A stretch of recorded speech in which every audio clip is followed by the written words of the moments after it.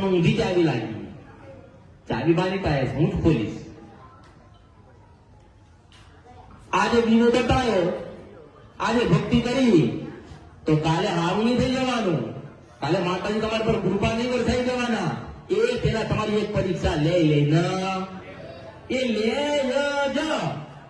1000% લે.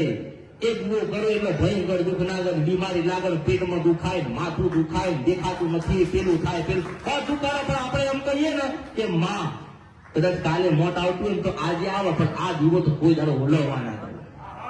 એટલે ત્યાંથી વિચાર કર કે અરે આ તો મારા છે કે પછી ભગવાન કાંઈ લડવું પડે તો શંકરભાઈ લડીને તમારું કામ પૂરું કરી આવો. પણ ધીરજ નથી.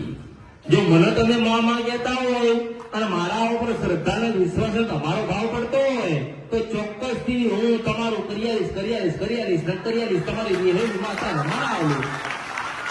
પણ તમારો કોઈ સ્વાર્થ કે લોભ કે લાલચ ના હોવો જોઈએ. તમારો મારા પ્રત્યે ભાવ હોવો જોઈએ. મેં નથી કીધું કે તમે મારા માટે શ્રીફળ લાવજો.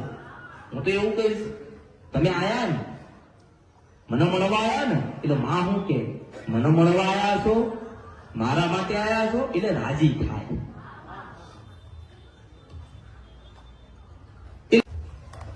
કઈ લઈ નહીં આવો તો ચાલશે, પણ તમારો ભાવ લઈને આવજો અને ધીરજ લઈને આવજો. આ તો તમે દીવો બતાવો, અમે કર્યો, અમારે સારું થયું, પણ કે હજુ એક કામ અટક્યું. તો મેં તને માતા આલી, કોઈ દાસી નથી આલી. મેં તને જનેતા આલીશ કે તમને મારું જરૂર ના પડે.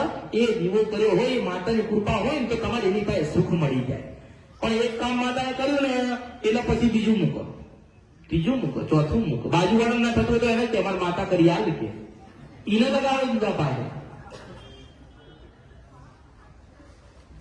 ભગવાન માતાજી તમને સારું જીવન આલો, સમૃદ્ધિ આલો, પરિવારમાં કોઈ દુઃખ ના આવવા દે, એના માટે ભગવાને તમને દેવી શક્તિ ઘરે ઘરે આલી.